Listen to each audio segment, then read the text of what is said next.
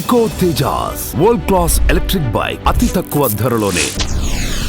అంటే నా కళతో నేను చాలా చూశాను కాబట్టి చింటూని అవన్నీ నిజాలు కదా నాకు తెలుసు. అదే కానీ బయట ఫస్ట్ టైం సెకండ్ టైం చూసినోడికి ఓహో ఇదే అనుకుంటాం. అదే బట్ అందరికి ఎక్స్ప్లెనేషన్ ఇవ్వలేము. అవసరం లేదండి. ఇంకొకటి ఇప్పుడు ప్రతి ఒక్కరికి 100% 100 మంది ఉంటే 100 మంది దగ్గర మనం మంచి అనిపించుకోలేము. Cute family. ఇది చింటూ ప్రింట్ నీ బిడ్డ. అవును యూఎస్ వెళ్ళినప్పుడు ఇది. పేస్ట్ వాళ్ళు అసలు నేను డిఎన్ఏ రిపోర్ట్ నేను అందరికి చెప్పుకుంటా. నా కూతురు చెప్పుకోవాలి నేను డిఎన్ఏ రిపోర్ట్ పట్టుకొని తిరగాలి. ఈ అమ్మాయి నా కూతురేనండి.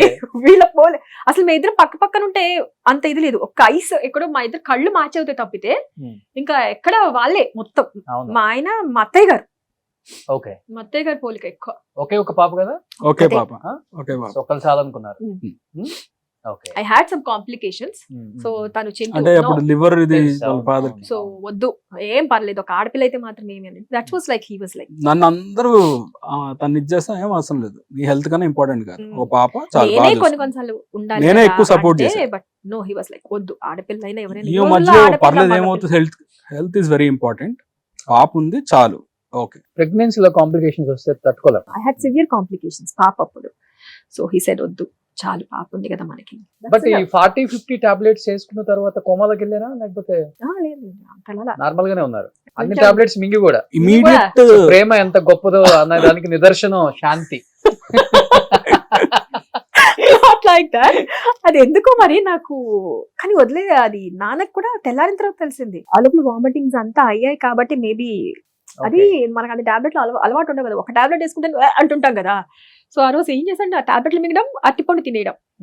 అరటిపండు ఏదో ఫ్రూట్ తినేసేసి డైజెస్ట్ అవ్వాలి చూడు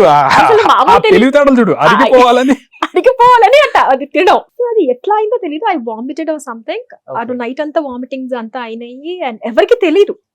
మార్నింగ్ లేచేపటికి I'm not opening my eyes అన్నమాట. బాగా ఇట్లా బ్లర్ అవుతా అది అప్పటికే అన్ని వామిటింగ్ అయిపోతే పోతాయి కదా. సో సమ్హౌ క్లియర్ అదే ఆటోమేటిక్ క్లియర్ అయ్యింది. ఇమిడియట్ హాస్పిటల్ తీసుకెళ్లారు. అక్కడ కూడా మొత్తం అంతా ఇమిడియట్ గా హాస్పిటల్ లేదు ఇంకా టార్చర్ పెట్టాల్సింది ఉంది, చాలా ఉంది టార్చర్. బ్యాక్ అయిపోయింది పొద్దునకి నాకు. మా బామ్మకి ఫోన్ చేసి అక్క టాబ్లెట్లు మిగిలినాడు, వారిని ఏం మాట్లాడుతున్నావు సేమ్ డే ఇంటికి వచ్చేసాను. అంత సీరియస్ అయితే అవ్వలేదులేండి. అదే చెప్పా కదా ఏం దొరికితే అది వేసేసుకున్నాను. అందులో బలం టాబ్లెట్లు ఉన్నాయో ఏమో ఎక్కువ వేసుకున్నా డౌట్ ఈ రోజు కూడా. ఇంకా హెల్తీగా అప్పటి నుంచి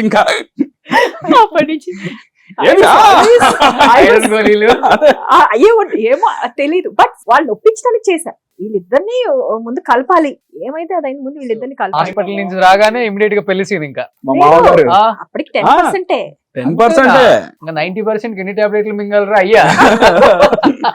లేదు వెళ్ళిపోయి పెళ్లి చేసుకున్నాం. ఇంకా ఫైనల్ గా ఇది అవ్వలేదని చెప్పి ఇద్దరం వెళ్ళిపోయి పెళ్లి చేసేసుకున్నాం. లేచిపోయారా? ఆ తర్వాత సఖీ సినిమా ఇది నడిచింది మొత్తం. ఎక్కడికి వెళ్ళిపోయారు? కీసరగుట్ట, ఇక్కడే మన తెలంగాణలో. దగ్గరలోనే ఉన్నా. దూరం వెళ్తే మళ్ళీ తెలుసుకోలేరు కదా. అప్పుడు మొత్తం మనకు ఫ్రెండ్స్ బ్యాచ్ ప్రాబ్లం ఏంటంటే మా వాళ్ళందరూ ఏం చేశారు అంటే చిలుకూరు ఎత్తుకారు. మేమిద్దరం మాట్లాడితే చిలుకూరు వెళ్ళేవాళ్ళం. మేము ఇద్దరమే ఫేమస్ చేస్తాం చిలుకూరు. అప్పుడు అసలు జనాలు ఉండేవాళ్ళు కాదు అప్పుడు. Every single day we use to go Chilkur వెళ్ళడం, గుళ్ళో దర్శనం చేసుకోవడం. ఆ పక్కన మనకి చెరువు ఉంటది కదా వెనకాల. అసలు ఆ చెరువు షాపులు ఏం లేవు. మేము కార్ పెట్టుకొని అక్కడ కూర్చొని అక్కడే వీళ్ళ అమ్మ మంచి వంటలు ప్రాన్స్ గీన్స్ అన్ని వేసి అద్భుతంగా ఉంటుంది. అద్భుతంగా చేసి పంపించేది క్యాసరోల్స్ లో. హ్యాపీగా. మా మామగారికి ఏం తెలియదు పాపం. కీసరగుట్టలో పెళ్లి చేసుకున్నారా? అందరు ఇక్కడ ఎదుగుతారని తెలిసి డౌట్ వచ్చింది. ఇక్కడైతే దొరికిపోతాను. మా బావమర్తి ఇప్పటికే అంటాడు, బావా కారు వేసుకొని మనకి చిలుకూరు వెళ్ళాము, నువ్వేమో చక్కగా ఇటు వెళ్ళిపోయావు కీసరగుట్ట. ఓ డాడీ కూడా వచ్చేసారా? లేదు కాదు, వీడు వాళ్ళ ఫ్రెండ్స్ అందరూ ఎతకడానికి వెళ్ళారు. లేవు కదా సినిమాలో. అంత ఛాన్స్ మనం ఇవ్వంగా. అవి పెళ్లి చేసుకున్నాము. వచ్చేసి మా అత్తగారు ఇంటికి వచ్చేసాను. వచ్చిన తర్వాత ఇంకా వాళ్ళు మాట్లాడుకొని ఇట్లా కాదులేండి వాళ్ళిద్దరు సెట్ ఫిక్స్ అయిపోయారు అని. తర్వాత అప్పుడు అందరు కలిసారు. పెళ్లి డైరెక్ట్ మీ ఇంటికి వచ్చేసారా వాళ్ళ ఇంటికి వెళ్ళారా? మా ఇంటికి. మా అమ్మ నాన్న మళ్ళీ మా బాబాయ్ వాళ్ళు వచ్చి ఇంటికి తీసుకెళ్లి లేదు అదే రోజు ఇంటికి తీసుకెళ్లి తర్వాత మాట్లాడుకొని ప్రాపర్ గా గ్రాండ్ గా తిరుపతిలో అసలు ఈ రోజు కూడా చెప్పుకుంటారు. 150 మందికి రాత్రి 9:30 10 o'clock 150 మెంబర్స్ దర్శనం ఇప్పించారు. డైరెక్ట్ అంటే అప్పుడు చంద్రబాబు నాయుడు గారు సీఎం గా ఉండేవాళ్ళు. సో మామయ్య బాగా టీడీపీలో ఎక్కువ ఉండేవాళ్ళు కాబట్టి బాగా. తర్వాత మంచి ఇక్కడ సత్యసాయి కళ్యాణ మండపం శ్రీనగర్ కాలనీలో గ్రాండ్ గా రిసెప్షన్ చేశారు. ఓకే. మొత్తం అందరూ టోటల్ మావయ్య సర్కిల్ ఎంత మంది ఉన్నారో అందరూ వచ్చారు. సీఎం దగ్గర నుంచి చిరంజీవి గారు, నాగార్జున గారు, మొత్తం అసలు పొలిటీషియన్స్ మొత్తం. అండ్ ఇప్పటికి Complete. మా ఫ్రెండ్స్ ఇప్పటికీ కూర్చొని అంటారు, అమ్మ ఎవరెవరిని చూడాలో కూడా అర్థం కావట్లేదు, ఇంత మంది వచ్చారు నీ పెళ్లికి, నీ రిసెప్షన్ కి. పీక్ లో ఉన్నారు కదా డాడీ. పీక్ లో ఉన్నారు మా. అండ్ మాది మా wedding card it was like a book. అప్పట్లో బాపు గారు పర్సనల్ గా డిజైన్ చేశారు. ఆయన బాపు గారు డిజైన్ చేసి ఇచ్చారు. ఓకే. అది కూడా ఈ రోజుకి అయ్యో తేవాల్సింది నేను. బట్ ఓ వెడ్డింగ్ కార్డ్ ఉందా? ఓ సూపర్. నేను అవి నాకు చాలా ఇది వెడ్డింగ్ కార్డ్స్ దాచిపెట్టుకుంటా అందరు పెళ్లిళ్ళు ఎవరైనా ఉంటే, ఎందుకంటే అవి గుర్తుండాలి మనకి. ప్లస్ బాపు గారిది చాలా పెద్ద వినాయిల్ వెనకాల సత్సాయి కళ్యాణ మండపం ఎంత ఉందో సీతారాముల కళ్యాణం అది వేసి ఇచ్చారు. పెద్ద వినాయిల్ పెట్టారు. బట్ ఇప్పుడు చింటూ అంటే ఏజ్ అయిపోయి ఇట్లా కనిపిస్తున్నాడు కానీ ఎంగిల్ ఎలా ఉంటారండి శాంతి గారు మీరు? అంటే నీ ఉద్దేశం ఏజ్ అయిపోయేలా కనిపిస్తాడంటే ఏంటి? Always handsome. He's always handsome. Okay. నేను అంటాను నేను. అంటే నా కళ్ళతో చూస్తే వినపడాలా? నా కళ్ళతో చూస్తే ఎప్పుడు handsome ఏనా? Always handsome. నా కళ్ళతో నాకు తన తప్పితే ఇంకెవరు హ్యాండ్సమ్ గా కనిపించారు. ఫస్ట్ తనే ఇంత కనిపిస్తారు. హ్యాండ్సమ్ కాబట్టి సిటీకి డాన్ అయ్యాడు. అంటే చెప్పడం చూడు, రేపు అందరు కళ్ళు పట్టుకొస్తారు. వాళ్ళకి అది ముందు పోలీసులు వస్తారు. డాన్ ఏంటి? నేను ఆ డాన్ కాదు, నార్మల్ డాన్ అని చెప్పుకోవాలి. బట్ పెళ్ళాక ఎప్పుడు మనస్పర్ధలు కానీ ఎందుకు నీ ఫ్యామిలీ అసలు అది రాలేదు అంటే వాళ్ళిద్దరు నిజంగా చెప్పండి గొడవలు రాలేదు అంటే నటిస్తున్నట్లు లెక్క. మొగుడు పెళ్ళకి 100% గొడవలు రావాలి.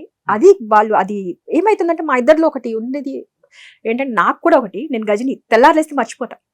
గొడవ ఎంత అయినా సరే నిద్రపోయి లేస్తే మర్చిపోవాలి, లేదా బిఫోర్ స్లీపింగ్ ఆ గొడవ తీరిపోవాలి. ఏం లేదు, ఇలా కళ్ళలో కళ్ళు పెట్టి 2 నిమిషాలు చూస్తే ఆటోమేటిక్ ఇలా సీరియస్ చేసేది. ఇంకోటి ఏంటో తెలుసా, మార్నింగ్ లేవు కానీ సీరియస్ గా కాఫీ తాగుతావా, ఏం చేస్తా తర్వాత 5 నిమిషాలు ఎలా చూస్తావు చింటూ? ఎలా చూస్తావు అంటే నేను అంటే రొమాంటిక్ లుక్ మామూలుగా ఇలా చూసినా చాలు ఇలా చూస్తుంది. మనం ఇలా చూస్తుంటాం సీరియస్ గా చూస్తుంటా. శాంతి గారు చూడాలి. నవ్వు ఆపుకోలేదు అస్సలు. నాకు నవ్వు వచ్చేస్తుంది. అసలు ఎట్లా అంటే పెద్ద కట్అవుట్ అలా చూస్తుంటే మీకు నవ్వు వస్తుందా? నవ్వే వస్తుంది. వేరే ఇది కూడా నువ్వు వేరే యాంగిల్ తీసావా? నాకు అంటే కోపాలు అవన్నీ ఎక్కువసేపు గ్రడ్జ్లు ఉండవు. నాకు కోపం వచ్చింది అంటే ఆ 10 నిమిషాలు. లక్కీగా అండర్స్టాండింగ్ ఉంది కాబట్టి ఏమైనా చిన్న చిన్నవి వచ్చినా కూడా ఇమీడియట్ సార్ట్ అవుట్ అయిపోతాయి. ఎప్పుడైనా విడిపోవాలని అసలు ఎప్పుడైనా పెళ్ళైన తర్వాత కొంతమంది చాలా మందికి ఇదే ఉంటుంది, సినిమా వాళ్ళు బయట వాళ్ళని చేసుకున్నా, బయట వాళ్ళు సినిమా వాళ్ళని చేసుకున్నా. ఫస్ట్ థింగ్ అండి, గొడవలు వస్తాయండి. గొడవలు రాకుండా ఉంటే మన మనుషులమే కాదు, కోపాలు రాకుండా అలగకుండా ఉంటే మన మనుషులం కాదని లెక్క. బట్ ఏంటంటే దాన్ని మనం ఎలా నెట్టుకొని వస్తాము, దాన్ని ఎలా మనం కాంప్రమైజ్, ఏదో ఒక పాయింట్ లో మొగుడో పెళ్ళామో కాంప్రమైజ్ అవ్వాలి. ఏదర్ హెమ్ ఆర్ మీ. నా తప్పున్నా కొన్నిసార్లు నేను అరిచాను అది అంటే మళ్ళీ 10 నిమిషాల తర్వాత తని వచ్చి నాకు సారీ ఎవ్రీ టైం తనే చెప్తారు. వేరే విషయం. ఈ కెమెరా పరంగా అందరికి తెలిసింది ఏంటంటే చింటూ భార్యకి లొంగిపోయి ఉంటాడు. చింటూ అందుకే కంప్లైంట్ ఇప్పుడు వరకు ఇవ్వలేదు నువ్వు. ఇది కూడా ఉందా నా మీద? తీయండి మొత్తం మీ ఇష్టం, తీయండి బయటికి తీయండి ఇద్దరు కలిసి. అదే ఉంది కదా. సో ఫస్ట్ కపుల్ ఇంటర్వ్యూ కాబట్టి బయట చింటూ నీ గురించి చాలా రూమర్స్ స్ప్రెడ్ అవుతూనే ఉంటాయి. ఆల్మోస్ట్ నీ దాకా వచ్చి ఉంటుంది, తన దాకా కూడా వచ్చి ఉంటుంది. తను ఇప్పుడు ఇండస్ట్రీకి వచ్చారు కాబట్టి ఇంకా తన దగ్గరికి ఇంకా రావడానికి చాలా ఈజీ అయిపోయింది. బిఫోర్ అంటే ఓన్లీ హౌస్ వైఫ్ అండ్ పెద్దగా తెలియదు కాబట్టి, తన నెంబర్ తెలియదు, తను తెలియదు కాబట్టి ఎవడో వచ్చి మాట్లాడటానికి అప్పుడు